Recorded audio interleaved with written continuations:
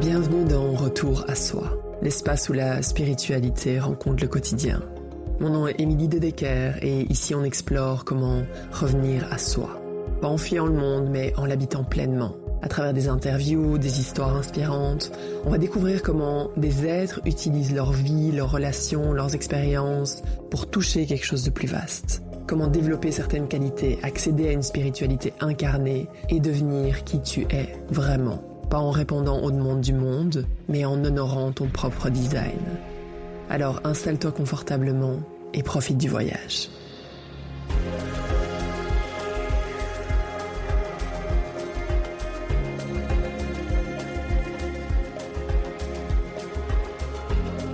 Salut à toi et bienvenue dans ce nouvel épisode de Retour à Soi. Aujourd'hui un épisode un peu spécial parce que j'ai une super invitée avec moi que j'avais envie d'inviter depuis longtemps et qui a dit oui. Donc je suis vraiment très heureuse, c'est Charlie Manois. Salut Charlie. Salut.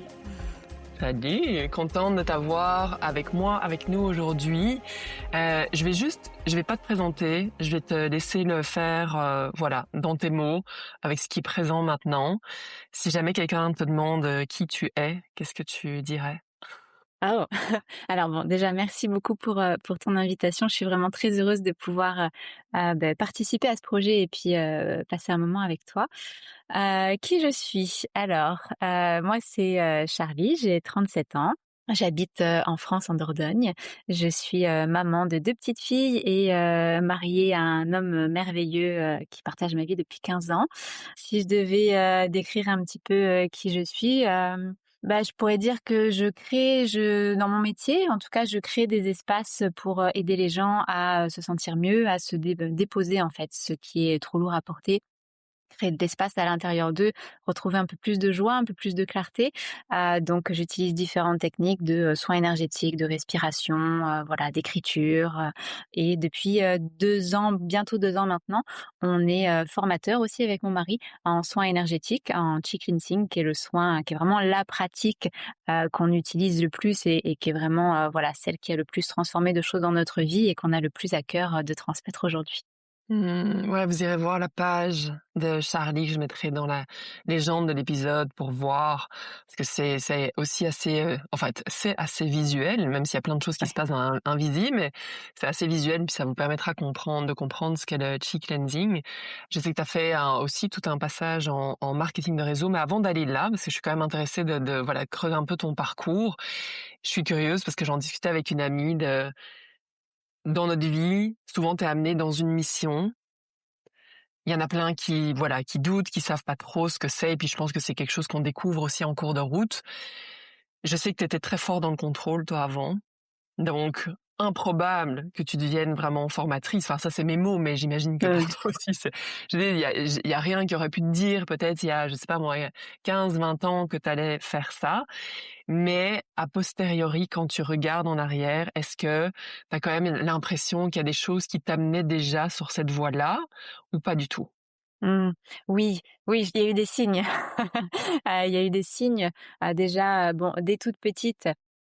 Alors pas forcément en lien avec le cleansing en particulier, mais avec l'énergie, avec la spiritualité. Dès toute petite, j'ai toujours été très attirée par le côté un peu mystique des choses, un peu magique. J'étais très attirée par les pierres, voilà, depuis toute petite par leur beauté, voilà, leur côté brillant, leur couleur, et cetera. Et puis plus tard, j'ai compris qu'il y avait autre chose. Il y avait autre chose derrière, que derrière chaque pierre, il y a une énergie, il y a des vertus, il y a des bienfaits, il y a ce côté un peu magique. Il y avait déjà cette partie-là, mais après je me suis fermée vraiment à tout cet aspect-là, tout ce qui est énergétique, spiritualité, même méditation. J'avais un regard vraiment très dans le jugement, tu vois, vraiment vraiment très fermé à ce monde-là. C'est comme si j'étais passée d'un extrême à un autre, quoi. Et puis quand j'ai rencontré mon mari, en fait, je l'ai rencontré à une formation massage bien-être. Donc on était quand même sur ce côté soin de l'autre par le massage, mais il y avait quand même une dimension très énergétique dans la formation qu'on a reçue, avec des méditations, avec des notions d'ancrage, de protection énergétique, et cetera. Donc c'était un autre signe qui me ramenait vraiment dans cette direction. Mais à nouveau, j'ai pris cette formation, j'ai rencontré mon mari et puis j'ai fermé la porte à nouveau à tout ça pour me rediriger vers le marketing de réseau, et l'énergétique m'a rattrapée très, très fort quelques années après. Est-ce que c'est quelque chose qui te faisait peur? Parce que tu dis que tu étais dans le jugement ou qu'est-ce qu'il y avait par rapport à ça? Est-ce que tu le sais aujourd'hui ou? Peur, je sais pas si je dirais que c'est de la peur, c'était plus, je pense que je me suis enfermée dans ce côté un peu, réussite matérielle, tu vois? Et pour moi, en fait, avant de me réouvrir à tout ça, j'avais vraiment une vision de les gens qui méditent, c'est des gens qui sont perchés, tu vois? C'est des gens qui perdent leur temps, c'est des gens qui sont en dehors des réalités, qui comprennent pas ce que c'est la vie, alors que c'est moi qui comprenais pas, hein, ce que c'était à ce moment-là, mais mais voilà, on a tous notre propre vérité qui évolue avec le temps.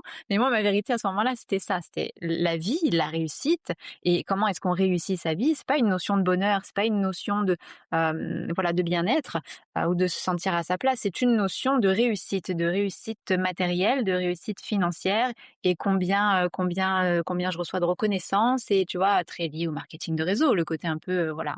En tout cas, moi, dans mon expérience, il y avait un côté très bling bling, en fait, moi, dans mon expérience. Et donc je me suis un peu enfermée là-dedans et fermée à tout le reste et c'est après quand vraiment j'ai vécu cette expérience qui m'a ramenée vers l'énergétique que je me suis rendu compte que je me trompais. En tout cas que ma vérité était en train de changer. J'adore, puis c'est génial justement de se laisser porter, tu vois? Moi aussi, il y a plein de moments dans mon parcours où, enfin, j'étais complètement ailleurs et tu te dis: «Mais c'est presque d'autres pe», enfin, je sais que c'était moi, mais c'est vraiment d'autres niveaux de conscience et en fait, tout est OK parce que je pense que même dans le marketing de réseau, je bénis cette partie-là de ma vie, quoi. Je c'est vraiment pas du tout quelque chose que je quitte doucement en me disant: «Ah, je déteste». Il y a plein de gens qui y vont vraiment en disant: «Je déteste». Je dis: «Moi, ça m'a tout apporté». Vraiment, ça m'a lancé dans plein de choses. Donc toi, tu as fait ça pendant combien de temps déjà? Ça a été quoi ton expérience? Alors moi j'ai fait ça pendant 6 ans, si, mes souvenirs sont bons et je te rejoins complètement sur le fait qu'à aucun moment, je n'enlèverai cette partie-là de ma vie. Parce que c'est elle qui m'a menée à l'énergétique directement et donc j'ai commencé ma fille avait 9 mois, donc c'était en 2014 et en fait, j'étais encore une autre personne à ce moment-là parce que j'étais extrêmement timide, mais vraiment à un point où même aller à la boulangerie pour commander du pain, c'était source de stress, c'était source de panique. J'avais peur de pas réussir à ouvrir la porte, tu vois? Et mais vraiment le monde extérieur me terrifiait. Vraiment, j'étais enfermée à l'intérieur de moi et le monde extérieur était danger pour moi. Et donc vraiment extrêmement timide, à pas réussir à parler, à devenir tout de suite toute rouge. Voilà, donc c'était très compliqué à vivre à ce moment-là.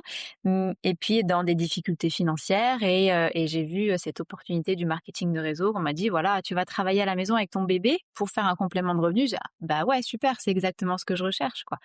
Et en fait, le marketing de réseau m'a permis de sortir vraiment de ma coquille, de vraiment, gagner en confiance en moi et de me découvrir une passion et de découvrir que j'étais capable de plus que ce que je croyais et donc j'ai commencé à réussir, j'ai commencé à faire mes premières ventes, mes premiers partenaires, mes premières positions et cetera et là c'est comme si je me découvrais en fait, me dire: «Mais waouh, en fait, t'es capable, t'es capable de faire certaines choses et t'es capable d'y arriver» et je me suis pris au jeu et jusqu'à, voilà, jusqu'à, atteindre la top position de ma compagnie, jusqu'à, voilà, gagner des voyages, gagner énormément d'argent, monter sur scène devant, 2 000 personnes. Moi qui osais même pas ouvrir la porte de la boulangerie, je me suis retrouvée toute seule sur scène devant 2 000 personnes, donc c'était fou et ça a été une école incroyable pour moi de confiance en soi, de marketing, de communication, d'entrepreneuriat et grâce à cette partie de ma vie, j'ai découvert que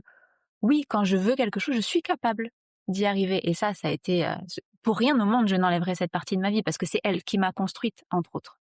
Non, ça me donne la chair de poule. Juste de voir ce chemin, comme les poils qui se dressent et parce que pour moi, c'est vraiment ça le aussi, hein, le marketing de réseau, c'est d'oser en fait, de commencer à voir la vie différemment et donc je pense que ce qui s'est passé, c'est qu'à un moment donné, est-ce que tu en avais déjà marre? Je sais que tu as été à un stage avec ton mari Ouais. et je sais que tu étais super dans le contrôle, comme on disait au début.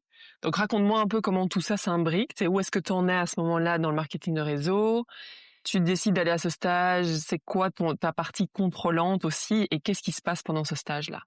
Ben, en fait, comme je te disais, c'est vraiment le marketing de réseau qui m'a amenée à ce stage parce que c'était ma upline, à ce moment-là, qui était devenue une amie qui m'a dit, «Voilà, regarde, il y a un stage de respiration, de méditation qui est pas très loin de chez toi», puisque c'était à Bordeaux, donc c'était pas très loin de chez moi et voilà, j'ai envie d'y aller. Est-ce que ça te dit qu'on y aille ensemble? Heu, on m'a amené ça sous forme de, ça va booster tes capacités, tu vois? Ta confiance en toi, tes performances, voilà, ta réussite, ton charisme et cetera. On me l'a vendu comme ça, mais il fallait me le vendre comme ça, hein, parce que j'y serais pas allée sinon. Donc ça allait dans le sens de ce que je voulais développer dans le marketing de réseau. Donc bon, pourquoi pas?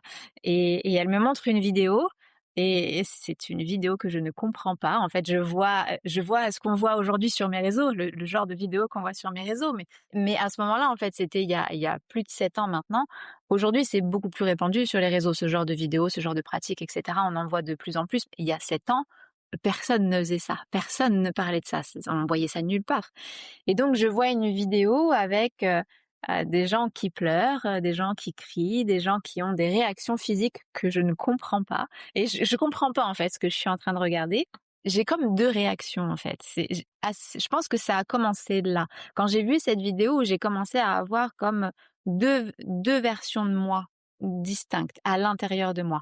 L'ancienne très marketing de réseau et le début de la suivante plus attirée vers l'énergétique. Ça a commencé là, avec cette vidéo.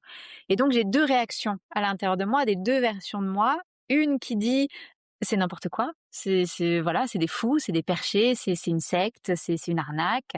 Et il y a l'autre partie de moi qui dit: «Il faut que tu y ailles». Et ça n'a pas de sens. Je ne comprends pas pourquoi j'ai cette autre partie de moi qui dit: «Vas-y». Mais je choisis d'être curieuse et d'écouter cette 2e voix. Donc j'ai montré la vidéo à mon mari et je lui ai dit: «Je veux aller là-bas, mais je veux pas y aller toute seule, donc tu viens avec moi». Et comme c'est un bon mari, il m'a dit: «Oui» et il m'a suivie et je suis arrivée là-bas et je me retrouve au milieu de 60 personnes et je suis dans la vidéo, en fait. Je sauf que, voilà, grandeur nature, j'ai des gens qui pleurent, qui crient, qui bougent, tout autour de moi et moi je m'applique, je fais les exercices, voilà, je respire, je donne tout ce que je peux, mais il se passe rien. Voilà, j'ai beau donner tout ce que je peux et je ne ressens rien, il se passe rien. Je vois tout le monde réagir autour de moi et pour mon mari et moi, il se passe rien. Et là, il y a une frustration qui grandit vraiment à l'intérieur de moi de: «Bon, mais j'avais raison quelque part, j'avais raison, ça marche pas. C'est une arnaque, voilà, c'est juste qu'ils sont tous fous et apparemment on est les 2 seuls à pas être fous dans l'histoire». Et à un moment, en fait, je lâche l'attente de vouloir ressentir quelque chose. Je lâche le contrôle quelque part de mon expérience parce que attendre une réaction particulière, c'est une forme de contrôle. On contrôle l'expérience. Et donc je lâche ça, j'accepte le fait de potentiellement m'être fait arnaquer. Et donc je lâche le truc, je continue de pratiquer histoire de. Et c'est à ce moment-là, en fait, c'est au moment où je lâche le truc, je lâche l'attente, je lâche le contrôle, qu'il se passe quelque chose. Et là, je ressens quelque chose que je n'explique pas sur le moment et même 7 ans après, c'est toujours difficile de poser des mots dessus parce que les mots n'existent pas pour ce genre de ressenti.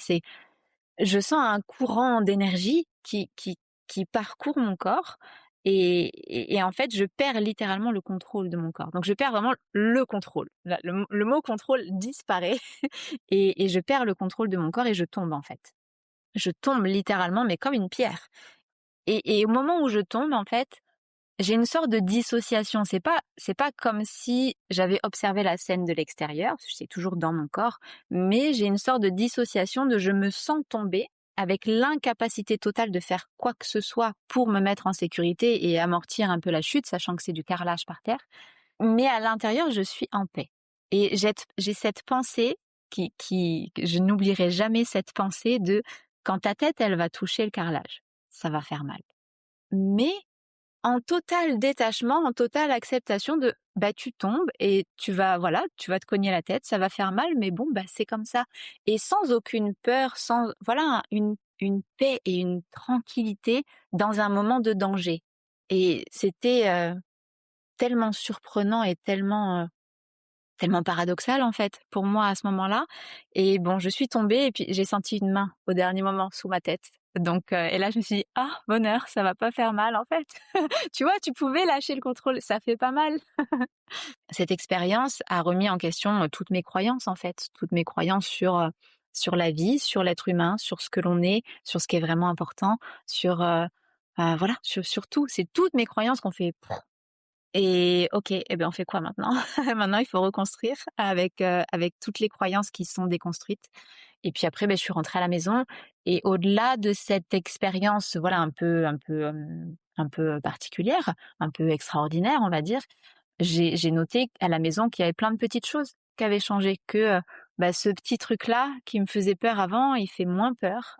Ce petit truc-là qui venait me chercher avant, maintenant ça glisse sur moi et c'est plein de petites choses comme ça, mais c'est ça la transformation, c'est ça la guérison. C'est pas un changement, énorme, c'est plein de petites choses mises bout à bout qui font un grand changement et c'est à la suite de cet événement que je suis, montée sur scène pour, partager mon histoire devant 2 000 personnes et même si j'étais en panique et même si j'étais, en train de pleurer dans les coulisses, juste avant de monter, je sais que cette pratique et cette respiration en particulier qu'on nous a transmis, ce week-end-là, m'a vraiment aidée à justement me dire: «OK, tu peux le faire, tu peux y arriver» et je l'ai fait et c'était un grand kiff, c'était le grand moment pour moi dans le marketing de réseau, vraiment, c'était le moment et je suis sortie de scène et je me suis dit: «J'ai fait le tour».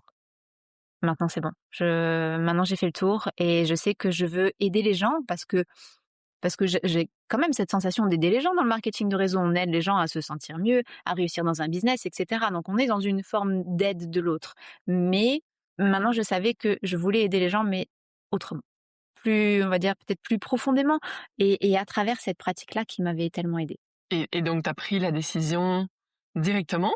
Non, pas directement, ça a été un long combat, un long combat, qui a duré plusieurs mois, hein. Un combat contre moi-même et à nouveau contre ces 2 versions de pas contre ces 2 versions de moi, mais ces 2 versions de moi, vraiment qui se battent à l'intérieur. En fait, j'avais cette sensation, ouais, comme si j'avais deux versions à l'intérieur de moi et l'ancienne version qui dit: «Mais tu vas pas faire ça.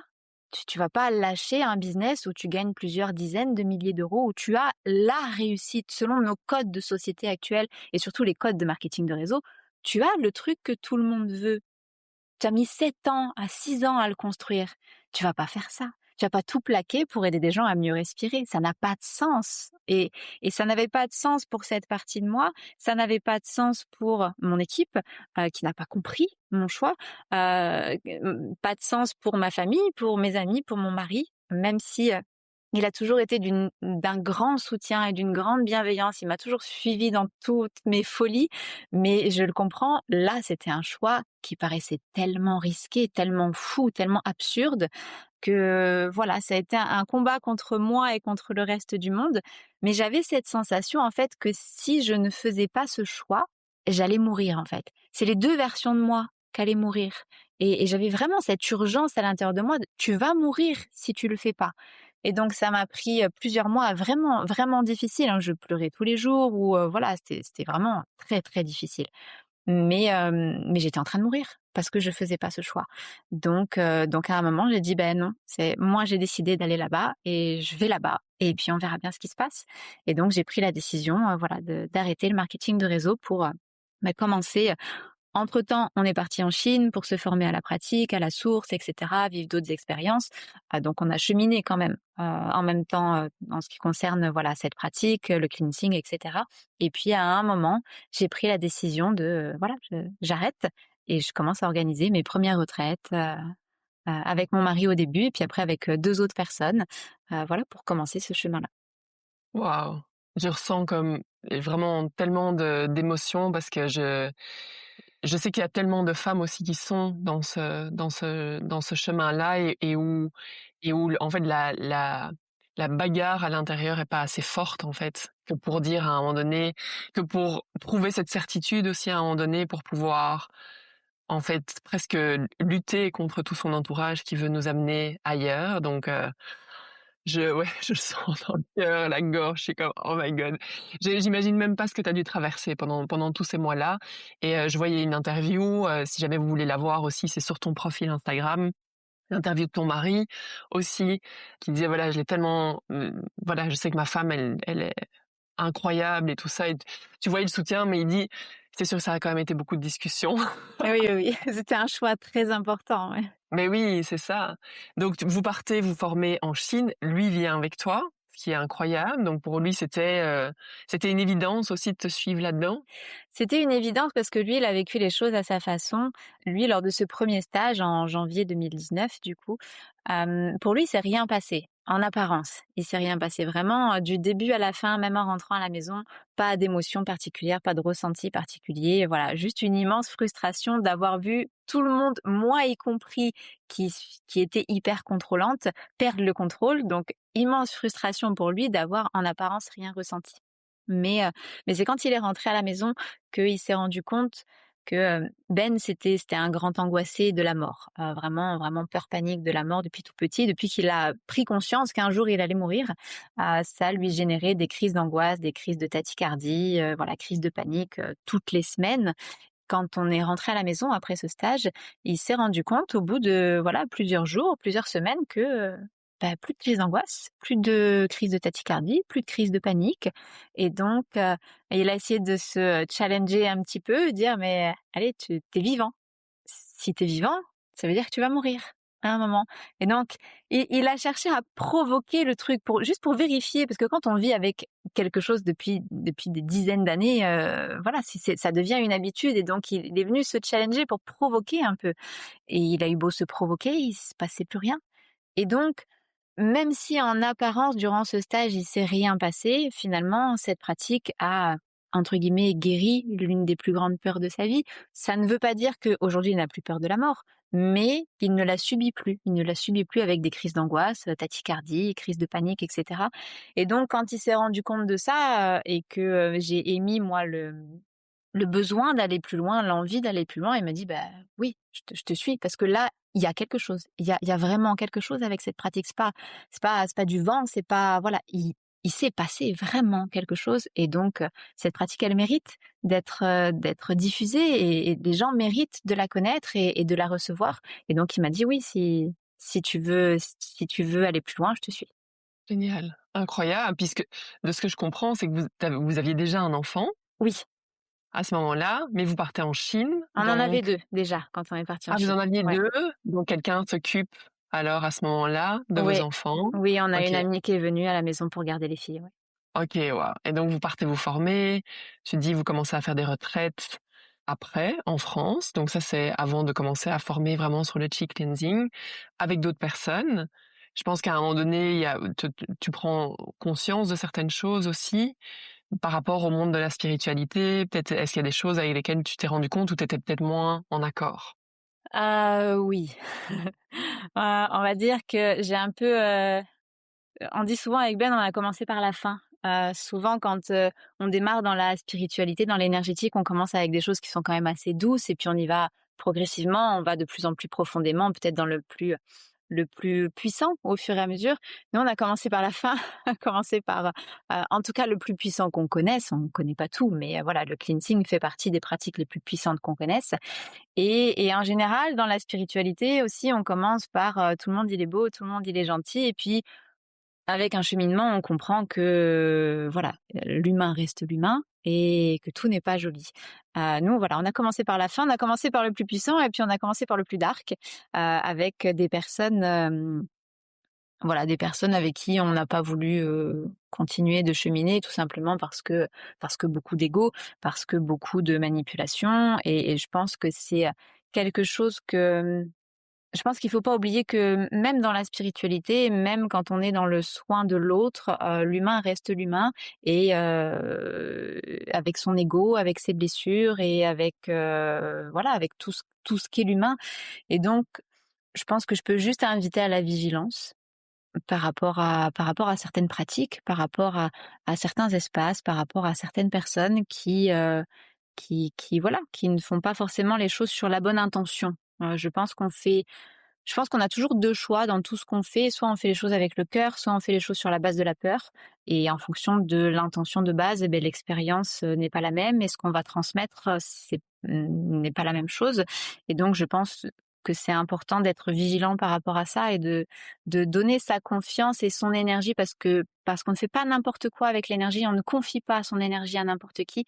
Voilà, de s'assurer qu'on confie son énergie, son corps, son esprit et son bien-être à des personnes qui font vraiment les choses avec le cœur et pas sur la base de l'ego ou de la peur. Ouais, je pense que aussi quelque chose qu'on voit régulièrement dans le monde spirituel, c'est my way ou no way. Tu vois, il Mmh. faut, c'est ça qui va t'amener, te guider dans ton éveil. Puis c'est la technique. Puis cette technique m'appartient. Je dis, il y a pas grand-chose qui nous appartient au final. On est tous des influences de multiples, enfin de tout, et donc c'est pour moi ça c'est un énorme red flag aussi. Et donc c'est vraiment très important. Donc comme tu dis, toi tu l'as expérimenté dès le début, donc j'imagine que ça vous a directement aidé aussi à modeler ce que vous vouliez réellement créer dans vos formations. Au final, même si c'est difficile, c'est toujours les meilleurs apprentissages et autant que ça arrive rapidement. Totalement et je ne regrette rien, hein, de ce que j'ai vécu. C'était difficile, voilà, notre formation a été difficile, la Chine, ça a été difficile et j'ai été confrontée à des choses que je suis un peu naïve, en fait. Donc c'est vrai que des fois je suis face à certaines situations, certains comportements, certaines personnes, je me dis: «Mais c'est pas possible c'est pas possible de faire ça, de réagir comme ça, de faire les choses sur cette intention-là». Mais pour rien au monde je ne ferais autrement, je vivrais les choses autrement parce que ça a été extrêmement formateur, extrêmement difficile, mais extrêmement formateur et justement ça m'a permis tout de suite en fait ça m'a énormément appris aussi à comme je suis d'une nature un peu naïve à repérer la manipulation et j'ai été tellement manipulée ces premières années dans l'énergétique que, voilà, ça a été extrêmement formateur pour moi de: «Oh, apprends à reconnaître», tu vois? Apprends à te protéger, apprends à faire attention et extrêmement formateur où justement aujourd'hui parce qu'on a vécu, beh, on sait ce que l'on veut reproduire et ce que l'on ne veut surtout pas reproduire. Donc énorme gratitude en fait sur tout ce que j'ai vécu, énorme gratitude pour tout, pour ces personnes-là et même énorme gratitude pour elles de nous avoir fait rencontrer le cleansing, hein. Parce que même si, voilà, tout n'a pas été parfait, il y a des choses qui ont été difficiles à vivre, mais énorme gratitude pour elles parce que c'est grâce à elles que qu'on en est là aujourd'hui et qu'on connaît cette pratique et qu'elle a changé tellement de choses dans nos vies et qu'aujourd'hui on peut la transmettre donc non, rien n'a changé quoi. Juste à faire attention. Ouais, complètement, c'est ça. Et je pense que c'est toujours comme je dis dans mes propres contenants aussi, c'est vraiment s'il y a une chose avec laquelle vous n'êtes pas d'accord, que je partage, je dis moi je suis une humaine, je fais des erreurs, il y a peut-être des choses que je vais dire qui sont pas du tout alignées avec qui vous êtes, puis c'est vraiment, vraiment important. Puis moi-même, je suis dans des contenants où peut-être il y a 20-30% des choses avec lesquelles je suis pas d'accord. C'est pas pour ça que je jette tout, en fait. Mmh. Je pense qu'il y a il y a des choses brillantes et il faut vraiment apprendre dans un monde qui est soit noir, soit blanc, à trouver aussi des zones de OK, c'est pas l'intégralité. Donc si on continue sur cette piste un peu plus dark et parce que je sais que c'est une question d'énormément de gens qui commencent à travailler dans le bien-être ou même en tant qu'entrepreneur en général, c'est le syndrome de l'imposteur, quand tu te lances, vous revenez de Chine, vous commencez à faire vos retraites, ensuite vous commencez à faire vos formations en chi cleansing. J'imagine que ça a dû apparaître à un moment donné. C'est des moments de doute, des moments difficiles, des moments de «Je suis qui en fait pour faire ça?» Et comment est-ce que tu as, bah, au final, surpassé ça, j'imagine, vu que tu es là aujourd'hui? Alors oui, bien sûr et encore aujourd'hui, hein. Encore aujourd'hui, c'est quelque chose qui est moins présent qu'avant, mais il y a toujours c'est toujours un petit peu en arrière-fond, en fait. C'est léger, mais c'est toujours là, en arrière-fond et quelque part, j'ai pas envie d'enlever totalement ce truc-là parce que je trouve que c'est ce qui me maintient aussi à à à continuer de me remettre en question et continuer à, tu vois, d'évoluer. Donc je veux pas non plus supprimer totalement ce truc-là parce que c'est comme une encre, en fait et je fais très attention à mon ego, parce que pour avoir vu ce que ça pouvait donner, je fais très attention à ça et donc voilà, cette remise en question et ce syndrome un peu de l'imposteur me permet de c'est comme une encre qui me permet de, voilà, rester, OK, tranquille, tu vois? Tranquille. Remets-toi en question, tu as toujours des choses à apprendre, donc heu, donc voilà, je veux pas non plus supprimer totalement ce truc-là, mais ça doit pas m'empêcher de faire ce que j'ai envie de faire.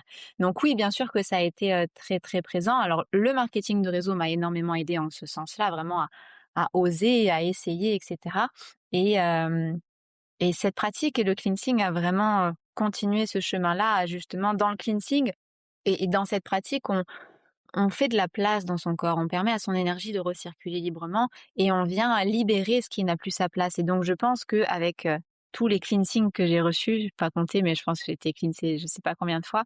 Forcément, il y a eu un gros travail de fait sur moi et je pense que le cleansing m'a énormément aidée en ce sens-là, justement à me sentir moins bridée et à être moins contrôlée par mes peurs, en fait, que ça soit le syndrome de l'imposteur ou autre chose. Il s'agit de ça, il s'agit de la peur d'eux et donc d'être moins contrôlée par mes peurs et de plus de les avoir en arrière-plan et de les observer et après de manière générale, je pense que c'est aussi une question d'état d'esprit et de peut-être changer de point de vue. Moi je pars du principe je suis quelqu'un de très têtu. Je suis Bélier, donc quand je veux aller quelque part, ça fait partie de ma nature aussi. Quand je veux aller quelque part, j'y vais, peu importe, même si le monde entier me dit: «Va pas là-bas», je vais y aller juste pour te prouver que c'est moi qui ai raison, en fait.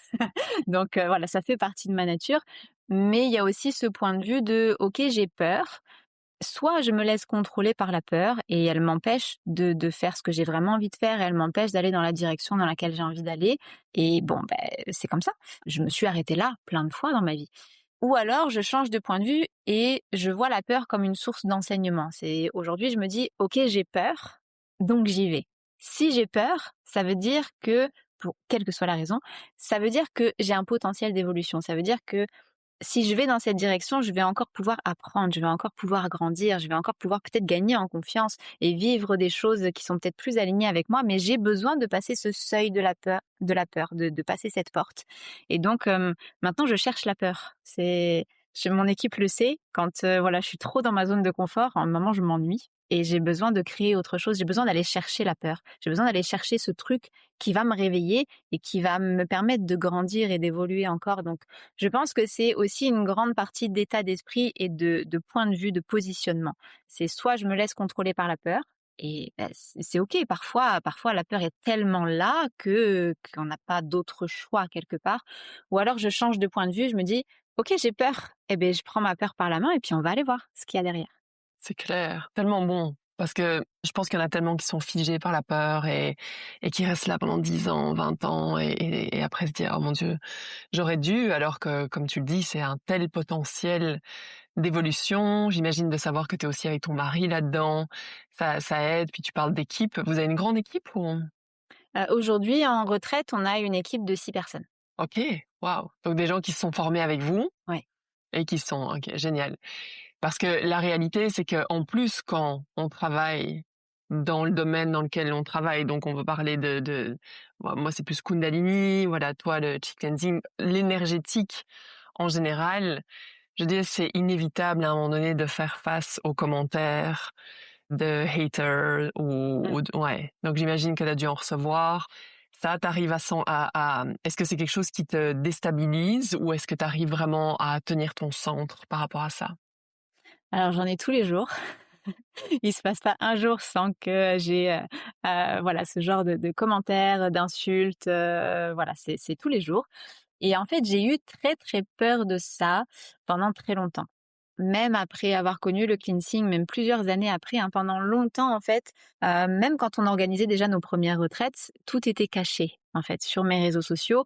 Je montrais un tout petit peu en story, mais sinon publiquement, voilà, je faisais des malas, donc bon les malas ça va, ça passe, c'est des bijoux, c'est bon, ça génère pas trop de haters donc ça va. Donc je montrais beaucoup ça et beaucoup moins le reste et en fait il s'est passé un événement dans nos vies, Ben a fait un AVC il y a, voilà, en janvier 2024 et donc période très, très, très, très difficile, parce que j'ai cru que j'allais perdre, mon mari et le père de mes enfants donc période très, très difficile et à ça s'est ajouté, des problèmes familiaux, du rejet de la part, de certaines personnes de ma famille. Donc je me suis retrouvée toute seule en fait à voilà, toute seule avec mes filles et puis avec, mon mari, qui on devait réapprendre à vivre après l'AVC et en fait, ce genre d'événement, je pense que là, je suis pas passée loin de la dépression, pour être très honnête. Mais en fait, ce genre d'événement remet beaucoup de choses en question, remet beaucoup de choses en perspective et pour moi, ça a été, déjà me reconnecter un peu au côté sacré de la vie et que, justement la vie c'est maintenant et on n'a pas le temps d'attendre en fait. J'ai pas le temps d'être piégée par mes peurs parce que j'étais dans une période où j'étais quand même piégée par certaines peurs. Voilà, le fait de pas vouloir montrer, de pas vouloir organiser les choses en plus grand, de pas vouloir former alors qu'on me le demandait depuis des années, mais j'étais figée dans cette peur de justement, je suis pas légitime, je peux pas former, c'est pas voilà, je suis personne moi pour former, pour transmettre cet art, parce que je le vois vraiment comme un art. Comment est-ce que moi je peux transmettre ça? Et donc j'étais figée dans cette peur. Ce qui s'est passé a remis beaucoup de choses en perspective et sur le caractère sacré et urgent de la vie et que voilà, c'est maintenant que ça se passe et on ne sait pas ce qui va se passer demain et on ne sait pas, voilà, est-ce qu'on sera encore là demain vraiment pour vivre en fait? Et le fait d'avoir été rejetée par certaines personnes de ma famille, en fait, ça a agi comme l'ouverture d'une porte en fait à l'intérieur de moi. Alors je l'analyse maintenant, hein, sur le moment je l'analysais pas du tout, mais j'avais déjà été rejetée par, la personne la plus importante de ma vie. Ah, donc être rejetée par le reste du monde parce que je fais du cleansing, en fait, j'en avais plus rien à faire. Et ça a vraiment ouvert une porte de: «OK, j'y vais. Allez, j'y vais à fond cette fois. Plus de bride, plus de frein, plus de camouflage. J'y vais à fond, je montre vraiment qui je suis, je montre ce que je fais et je montre, oui, que c'est quelque chose qui sort de l'ordinaire et puis on verra bien ce qui se passe». Et j'ose lancer les premières formations et puis on essaye et on verra bien ce qui se passe et j'ai peur donc j'y vais et je vais aller voir ce qu'il y a derrière cette peur et c'est à partir de là que tout a explosé, que mes réseaux ont explosé, que, les formations sont devenues ce qu'elles sont aujourd'hui, que, voilà, on fait des retraites maintenant avec, plus de 30 personnes. Voilà, tout a explosé. Il y a eu une expansion incroyable, mais parce que j'ai osé dire: «Ça, c'est moi» et bah, tu m'aimes, tant mieux. Tu m'aimes pas, beh, la porte est là. Voilà. Donc oui, j'ai eu plein de haters, j'ai eu plein de commentaires, très désagréables, des insultes, voilà. Des fois, on me souhaite d'aller mourir, hein, voilà, hein, sur les réseaux, hein. Mais honnêtement et parce que j'ai vécu ce que j'ai vécu, aujourd'hui, ça ni chaud ni froid. Pour être très honnête, vraiment ni chaud ni froid. Incroyable. Non, tu vas me faire pleurer. Non, mais parce que c'est ça, c'est d'avoir, s des événements extrêmement difficiles dans notre vie sont vraiment les plus gros moteurs et tant qu'on n'a pas vécu ça, moi aussi c'est beh, différemment, mais c'est vraiment un décès en fait qui m'a vraiment fait prendre conscience de: «OK, mais tout peut finir demain, quoi. Qu'est-ce que tu fous de ta vie?» Là, il est vraiment, vraiment temps de se mettre en action et je pense que tant qu'on n'a pas eu une claque radicale comme celle-là. Alors c'est sûr, moi les haters, c'est quelque chose qui me fait peur et c'est pour ça que je sens qu'il y a une sorte de résistance, hein, toujours par rapport à ça, tu es dans l'expansion. Parce que tu dis aujourd'hui avec ce qui se passe sur les réseaux, tu peux te faire, comme tu le dis, hein, ce que tu vis, tu peux te faire brûler sur la place publique et tout. Je dis il faut vraiment garder son centre et ça m'amène aussi, tu sais, quand tu vois le succès fulgurant que vous avez, c'est complètement incroyable. Comment est-ce que tu prends soin de ta propre énergie? Tu vois, même dans des groupes, pour pas être vidé, pour pas être aspiré. Alors j'imagine qu'avec le enfin, je vais te laisser parler, d'accord? C'est beaucoup d'amour. Bah, dans le quotidien, je prends soin de mon énergie tous les jours de par, ma respiration parce que c'est le centre de tout et c'est ce qu'on enseigne en premier, même dans les retraites. Oui, il y a le cleansing, donc le cleansing qui est vraiment, voilà, ce partenariat entre nous et la personne que l'on reçoit qui s'installe sur la table. Mais la base, même dans le cleansing, c'est la respiration et donc réapprendre à respirer, déjà, je pense que c'est le plus beau cadeau qu'on puisse se faire à soi-même, c'est vraiment la respiration et savoir utiliser sa respiration en fonction de ce dont on a besoin.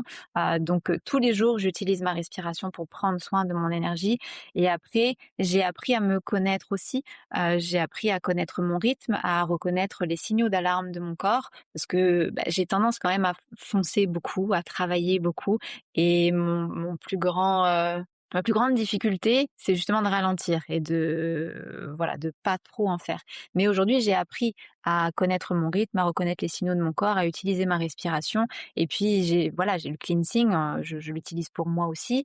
J'ai la chance d'avoir un mari qui est cleanser aussi, donc forcément ça aide à prendre soin de l'énergie, de l'énergie de l'autre.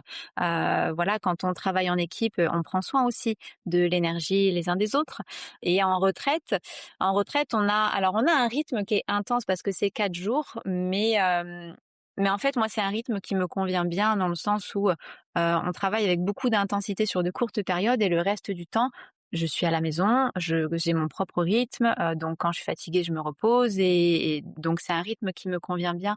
Mais même en retraite, voilà, on a des moments où on prend soin des énergies de l'autre et on sait aujourd'hui comment prendre soin de nous de manière autonome. Je pense que c'est la base, hein, pour tout énergéticien, c'est de savoir, déjà prendre soin de soi. Voilà, je sais pas si je réponds vraiment à ta question là. Oui, oui, c'est ça, c'est d'avoir ta propre, pratique, je dis la réalité souvent, c'est que c'est les cordonniers sont les plus mal chaussés, donc Mmh. c'était de voir si tu arrives à voilà, malgré le je suis aussi une très grande, travailleuse, puis, je peux complètement déborder, en fait, et pas c'est ce que j'ai fait pendant longtemps, de pas être à l'écoute de mon corps, et donc, c'est vraiment je pense que c'est un grand apprentissage et qui est indispensable, en fait, quand tu leads des Ouais. groupes comme ça. Oui Ouais. et puis ça fait partie en formation, je pense que c'est la première chose qu'on apprend aux gens qui viennent se former. Ils m'entendent dire ça, je sais pas combien de fois au cours de la formation, mais c'est soi d'abord. C'est on prend soin de soi avant de vouloir prendre soin de l'autre et je pense que, cette notion, elle manque beaucoup, en fait. On est beaucoup dans la dévotion à l'autre, dans le sacrifice. En fait, le sacrifice est vraiment idéalisé dans notre société où je me sacrifie pour l'autre. Waouh, quelle merveilleuse personne tu es. Oui, mais est-ce que ça serait pas mieux de déjà prendre soin de toi pour pouvoir ensuite offrir encore davantage à l'autre? C'est vraiment remplir sa coupe avant d'offrir son eau. Et c'est vraiment ce qu'on enseigne en retraite aussi. Les gens sont là pour eux et on les encourage à continuer de prendre soin d'eux mais surtout en formation, c'est tu commences par toi et chaque cleansing commence par soi et chaque cleansing se finit par soi. On commence par soi avant de prendre soin de l'autre. Mmh. Tellement, ouais, essentiel. J'imagine, c'est en plus les gens viennent dans les formations avec un bagage assez important, et donc il y a tout un tas de libérations, qui se font aussi. Est-ce que tu as eu peur parfois au début justement de grandes décompensations qu'il y a pu y avoir? Ou cette peur que c'était toi qui devais aller régler un peu tout, tu vois? Est-ce que tu as été confronté à ça? Au tout début des retraites, oui parce que, voilà, en plus on a eu une formation qui était pas, pour moi en tout cas, qui était pas suffisamment complète. On n'était pas assez préparés en fait à la puissance de ce qu'on avait entre les mains et à ce que ça pouvait, déclencher chez les autres. Donc on a appris un petit peu sur le tas quoi, avec nos premières retraites, nos premiers espaces où, ben, on a appris au fur et à mesure de: «OK, là c'est trop, là il faut pas y aller, là il faut calmer le truc» ou là au contraire peut-être qu'on aurait pu accompagner un peu plus cette personne pour qu'elle aille plus loin. Et on s'est fait peur, hein, certaines fois parce que justement on n'était pas suffisamment préparés et donc on a été, surpris, oui, de certaines réactions et ça nous a demandé, des ajustements, qui ont pris, 5 ou 6 ans avant que vraiment je dise: «OK, maintenant on a vu suffisamment de choses et on a appris suffisamment de choses pour peut-être former et voir ce que ça donne». Mais et c'est pour ça que dans nos formations aujourd'hui, on essaye en tout cas, bien sûr, c'est pas parfait et certainement qu'il manque des éléments et qu'il y a certaines choses qui ne peuvent s'apprendre que sur le tas et que quand on est confronté aux situations. Mais on essaye au maximum, d'offrir le plus possible, le plus de préparation possible pour que autant les cleansers soient dans le respect d'eux-mêmes que dans le respect des personnes qui le reçoivent. Mmh. Ouais, génial, et puis tu disais à un moment donné: «Ah je pense que tu t'ennuies assez rapidement ou tu as tout le temps besoin de challenge». Donc j'imagine le fait de refaire constamment cette formation, tu dois aussi avoir une envie à un moment donné, peut-être de faire évoluer les choses. Je sais que moi c'est un challenge, hein, de toujours refaire la même chose. Il y a ce besoin de faire évoluer. Est-ce que tu as une idée de vers où tu as envie d'aller? En ce qui concerne les formations, c'est récent. Pour l'instant, ça fait 2 ans, donc je ressens pas forcément le besoin de faire évoluer les choses. Je trouve ça, prématuré pour l'instant et j'ai pas envie on a énormément de demandes, mais j'ai pas envie d'entrer dans un truc où on va faire de la masse parce qu'on perdrait en qualité, vraiment en qualité d'enseignement, de présence, d'humanité. J'aime le petit groupe. On a 12, 14 personnes sur chaque formation mais parce que justement, ça nous permet d'avoir cette proximité, cet accompagnement vraiment personnalisé et je pense que c'est ce qui fait partie peut-être de la qualité de cette formation et c'est important pour moi d'avoir, vraiment ce petit cocon-là. Donc j'ai pour l'instant, ça me convient, les formations, ça me convient, telles qu'elles sont. En tout cas pour l'instant, je ne m'ennuie pas parce que j'ai plusieurs casquettes, en fait. J'ai la casquette, justement, voilà, enseignante, formatrice pendant une certaine période de l'année et puis après on enchaîne avec les retraites. Donc il y a une autre casquette qui on reste dans le même univers, mais c'est pas pareil. C'est voilà, c'est différent, c'est un autre univers et puis on retourne en formation. Donc ça me permet de naviguer comme ça entre, différents espaces et ça me convient bien.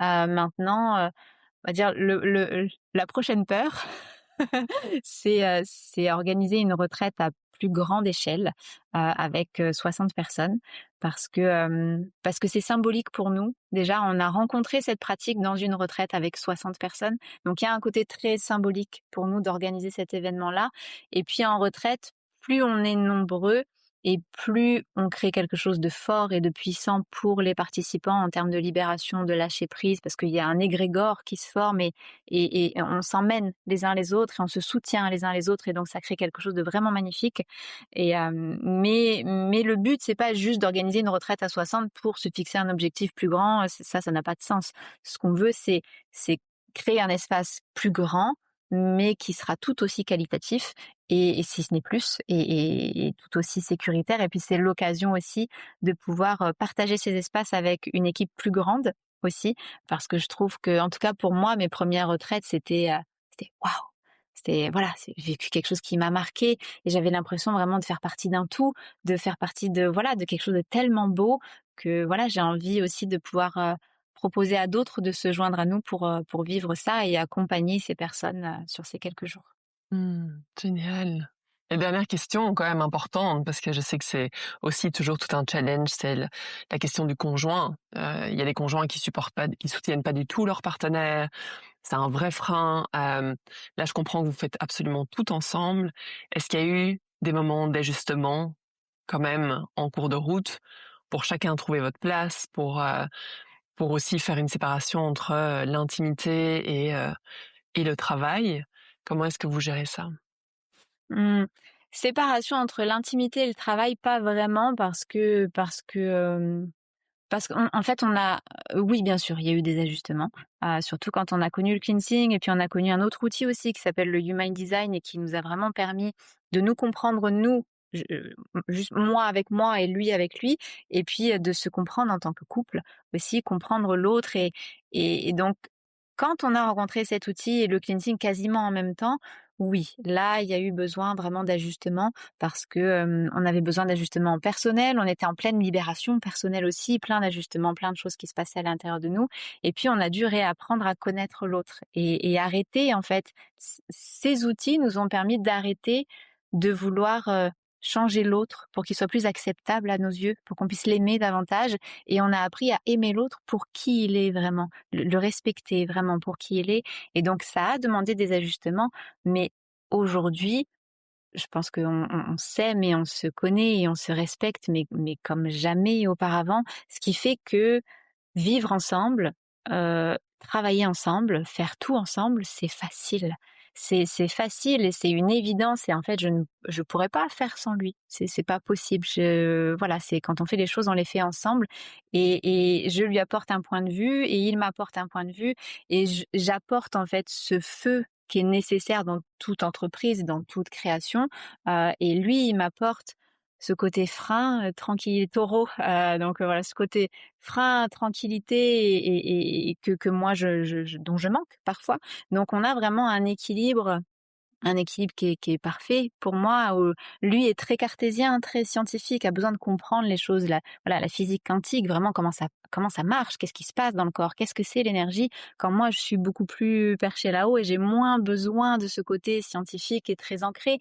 Donc donc oui, on a cet équilibre ensemble et on a eu besoin forcément d'ajustements, mais aujourd'hui c'est facile, c'est fluide, c'est évident, c'est voilà, je ne pourrais pas faire les choses sans lui, c'est pas possible. Non, c'est mignon. C'est génial, c'est vraiment génial et que vous ayez réussi à traverser aussi tout ça, tu même tous les ajustements et tout, donc ça donne de l'espoir. Puis ça revient à ce que tu dis aussi, c'est vraiment respecter l'autre, quoi. On passe tellement de temps à vouloir changer l'autre, l'adapter. Ça fait partie de ma vie aussi, et d'arriver vraiment dans cet espace, d'acceptation qui est au final tellement paisible parce qu'au final ça revient à s'accepter soi-même, je pense aussi. Je suis extrêmement dure envers moi-même. Si je suis dure envers moi-même, je vais l'être envers toutes les personnes qui m'entourent. Si les gens nous entendent, les femmes nous entendent et ont envie d'aller travailler avec toi, comment ça se passe? Qu'est-ce qui se passe, prochainement dans ton univers? Alors là, toutes les formations sont complètes pour, cette année et l'année prochaine. Donc j'ouvrirai les candidatures pour les formations de 2028 du coup, je pense d'ici mars ou avril, 2027. Et en ce qui concerne les retraites, donc là, il reste, 3 ou 4 places, parce que j'ai eu des désistements pour, la dernière retraite de l'année qui a lieu du 17 au 20 septembre. Donc voilà et sinon ça sera pour l'année prochaine, mais là, j'ai pas les dates, j'ai pas le format, j'ai pas le tarif. Pour l'instant, ça sera annoncé d'ici, je pense septembre ou octobre. Victime de votre succès, c'est incroyable, c'est incroyable, c'est incroyable. Bon, en tout cas, tout le monde, voilà, vous pouvez aller suivre, Charlie sur, Instagram comme je disais au début. Mille merci. Est-ce qu'il y a quelque chose que j'ai pas exploré, que tu aurais aimé partager ou Non, je pense qu'on a fait à peu près le tour. Après, je pense que, ouais, l'une des choses les plus importantes, quand on est sur ce chemin de découverte de soi, de transformation où, voilà, tu évoquais, le changement, entre, marketing de réseau et voilà l'énergétique, mais ça peut être pour n'importe quel domaine quand on est face à un choix difficile. Je pense que le plus important, c'est déjà de respirer à travers ça, respirer à travers ses émotions, pour, leur permettre de circuler et retrouver la clarté et puis oser, juste, oser y aller parce que, ben, encore une fois, la vie, c'est maintenant et on n'a pas le temps. On n'a pas le temps d'attendre, on n'a pas le temps de rester figé dans ses peurs. C'est oui, ça fait peur et oui, c'est difficile et oui, je sais que quand je dis ça, ça a l'air facile et quand je raconte ce que j'ai vécu, ça a l'air facile. Ça l'a pas été, hein. Ça n'a rien de facile, hein. C'est très dur et ça demande un courage incroyable. Mais comme voilà, toute personne qui se choisit a besoin a ce courage-là. Et donc, vous avez ce courage-là. Et voilà, juste prenez la peur par la main et allez voir ce qui se cache derrière. Et souvent, ce qui se cache derrière, c'est très très beau parce que c'est soi en fait. C'est soi qu'on trouve derrière la peur. Donc voilà, une grande respiration et on y va. Quel beau mot de la fin.